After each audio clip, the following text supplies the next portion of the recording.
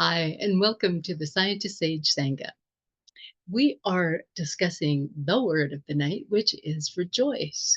And we were rejoicing a little too much before we started, and I almost couldn't do it because I wanted to start laughing because people were saying very funny things and just got happy there.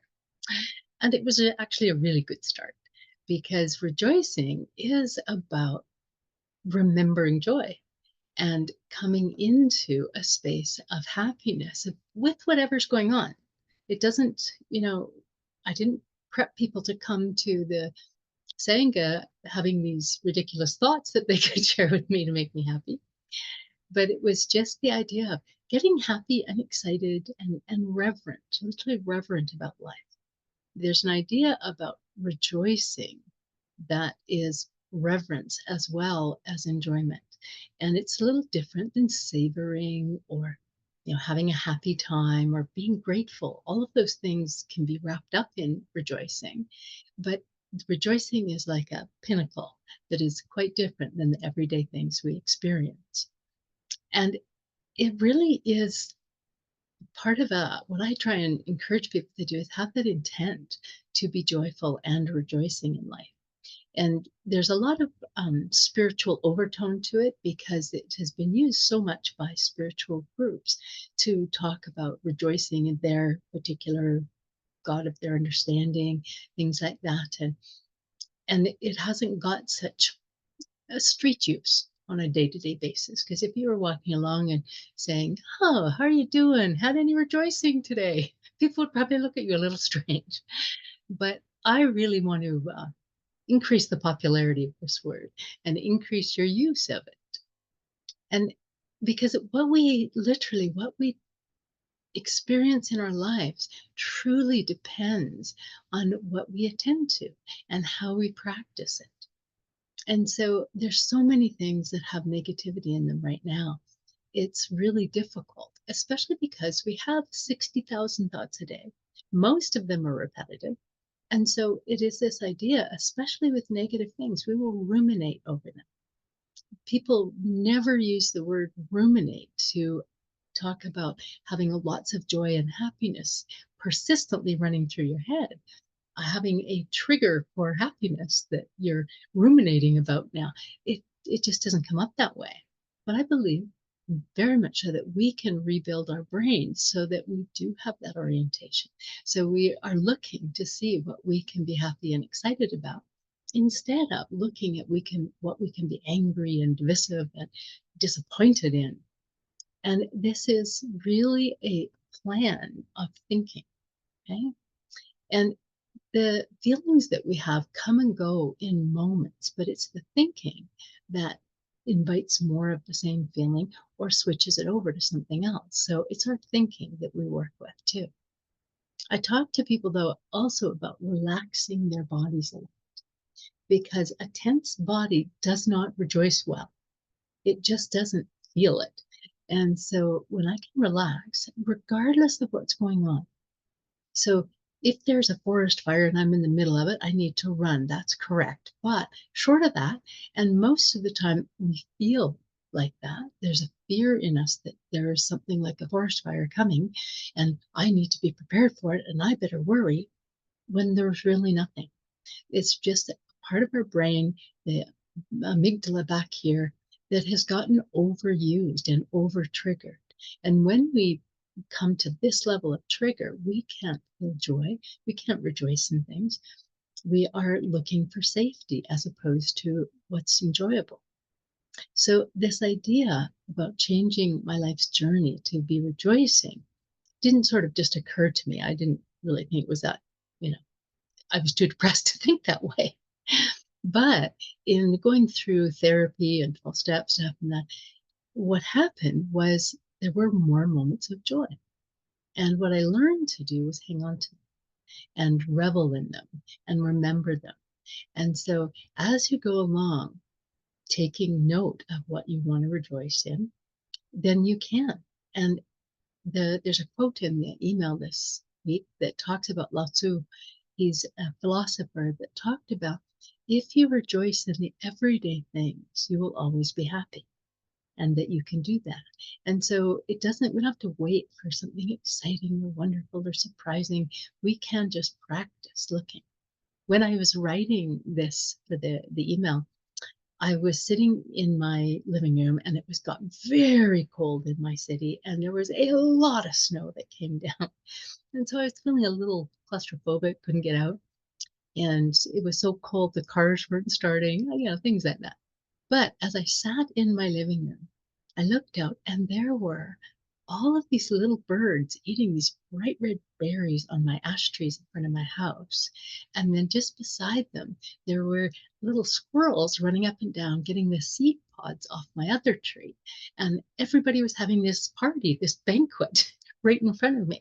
And when I could just tune into that, I could feel that joy grow in my body.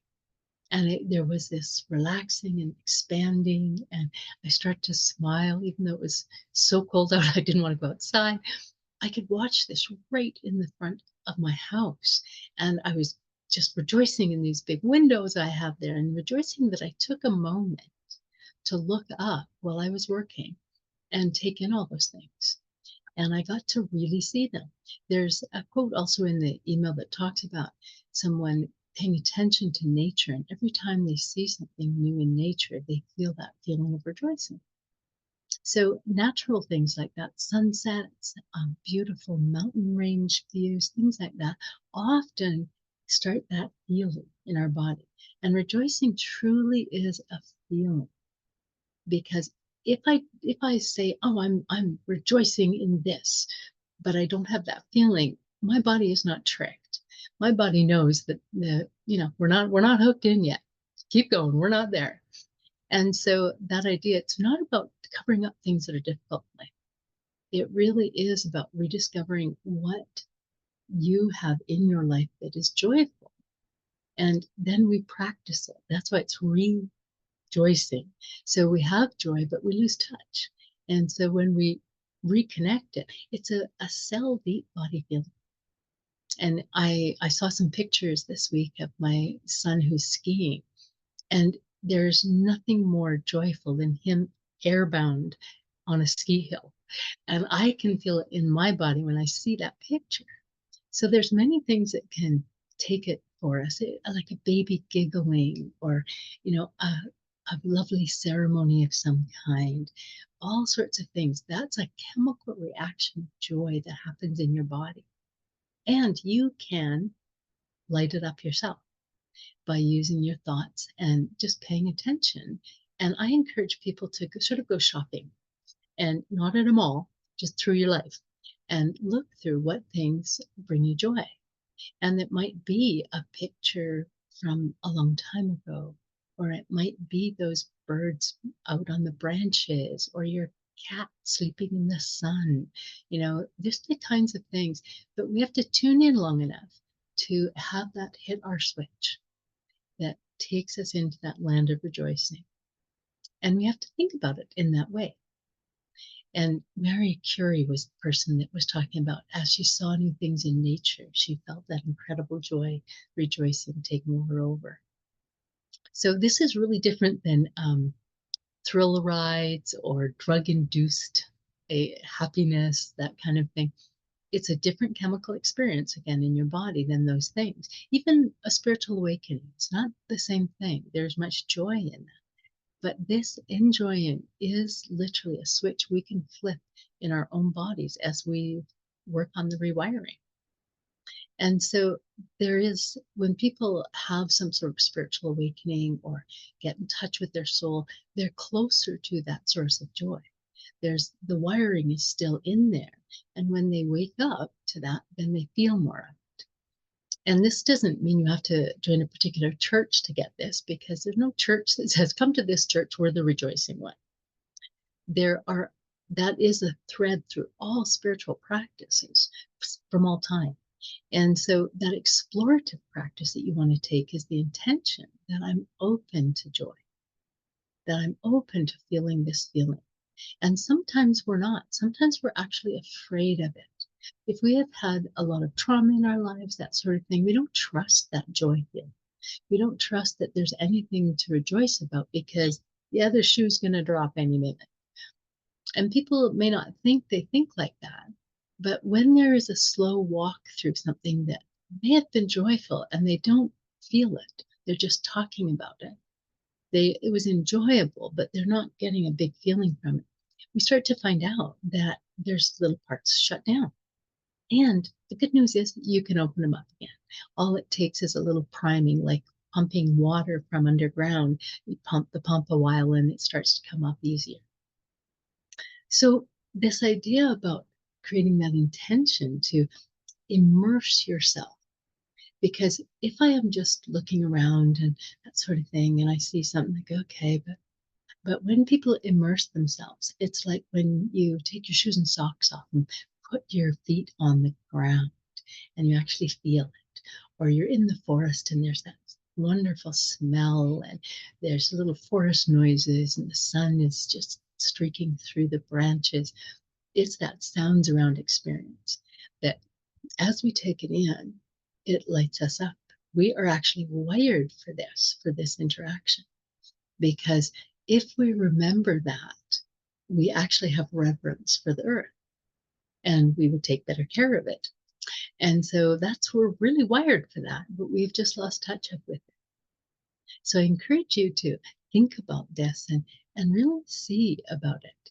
And it might be, we're just outside our practice of things. We're just head down, got to check off the boxes on my to-do list every day. Or in a hurry. The other night, I was pulling a car out of a car repair bay in the dark at night, and I was attending to a stressful vehicle issue, and I was in a hurry to get home, and this issue came up, and I felt bad about it because yeah, it just, I wasn't my own car, and I had to get it fixed and dealt with, and then all of a sudden, as I started to pull out, my brain literally said, wait. And I thought, oh no, there's something else. But I just waited for a minute and I started looking around and I found this really joyful experience of a short little tree. This was when the blizzard was going on. This short little tree, no, not even as tall as the vehicle, was covered in hoarfrost, and it was in a dark space, but there were lights shining from further away, and so it was sparkling, and it literally just sent that thrill through my body, that lovely rejoicing. And so I was thinking about that, and I was thinking about, thank goodness I was able to take care of this car thing, and I could have backed over this little tree if I wasn't paying attention, but I got that little moment to go and take a look. And so there's many moments when you start to prime your brain, and just take the time to look around a little bit. You'll see rejoiceable things. Now that's not really a word, the Microsoft still, gives it the error message, but it's a good word to bring into your mind. And I really encourage you to go out on some rejoicing reconnaissance. This is a good season for it. When I'm driving home from work, I drive by houses that are lit up with Christmas lights right now, and I just enjoy them. And I put at the end of the email, I'm just going to run through some of these. It's a list of things you might rejoice about. Okay? I'm going to go through them real quick here. And I start with, if your heart is beating, rejoice, you're alive. And if you're breathing, rejoice. If you're breathing easily, rejoice even more. If you can read this, rejoice in your literacy. And your literacy with both the actual words you might be seeing and electronic devices to be able to read them. We know they break down easily and they go awry easily. So when we have them running, it really is a wonderful thing.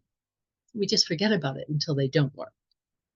And if you can hear, think about rejoicing about that, about music and the voices of loved ones.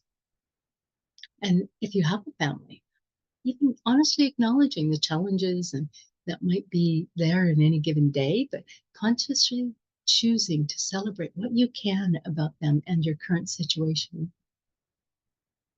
And of course, pets, but that's just sort of an ongoing, heart melting, humoring kind of rejoicing that we get to have.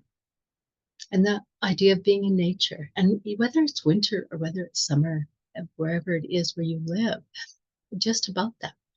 And if you have life events, and it doesn't matter again whether they're happy or sad, it really, they're they're all of those things all the time. Because sometimes it's a wonderful wedding we've been at, and then it's time to go home. And sometimes it's a funeral we've been at, and we're laughing and talking with other people we haven't seen, and rejoicing in someone's life that has touched us. So all of that sort of thing, we practice. What we go through in our daily lives, we practice rejoicing. And that can be the door that opens for us to change things. On the last one, if you don't feel like rejoicing, help somebody else rejoice. Everyone can use a little bit of this, especially at this time of year. In my part of the world, it's Christmas time and it's cold, and we can help other people rejoice, and that gets into our blood too. So thank you for joining me tonight and rejoicing. And for people that are with me live, in a moment after a quick little meditation on rejoicing, we'll have a live discussion. And those of you that are watching this later, I hope you find something useful and enjoyable to rejoice about in this. I am with you. You are with me. And just put your feet up if you like. And feel free to go off camera if you're with me live. And just relax into your body first. And I encourage people to rejoice in something about their body. And it may be that you are able to see and feel and take in the world.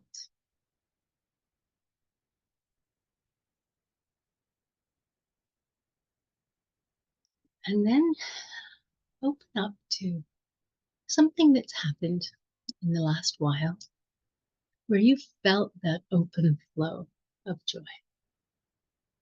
And you may have to go back a while, or maybe it was yesterday. Doesn't matter. Just bring in that feeling of joy, whether you're out in nature or in a loved one's arms. Just notice what happens in your body when you feel that rejoicing in something. And remembering joy is the basic practice of rejoicing. You're rejoying.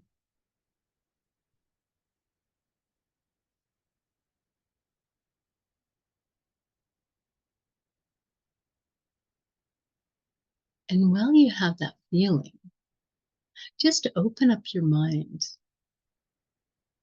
to any picture, sensation, memory that might be offered to you, where you were feeling like you could rejoice.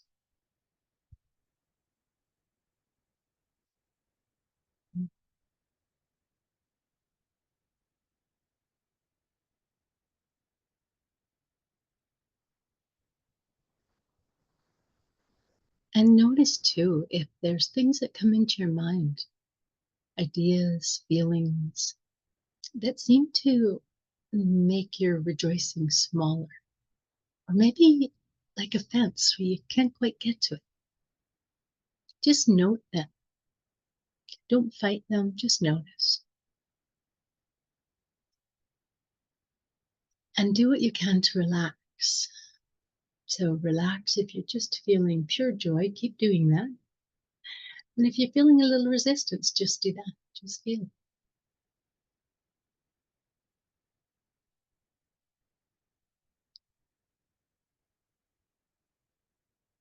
And I'll just offer this one last thought.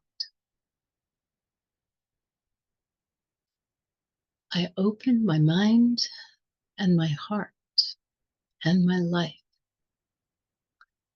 to rejoicing in all of it. I open my mind, my heart, my life to rejoicing in all of it.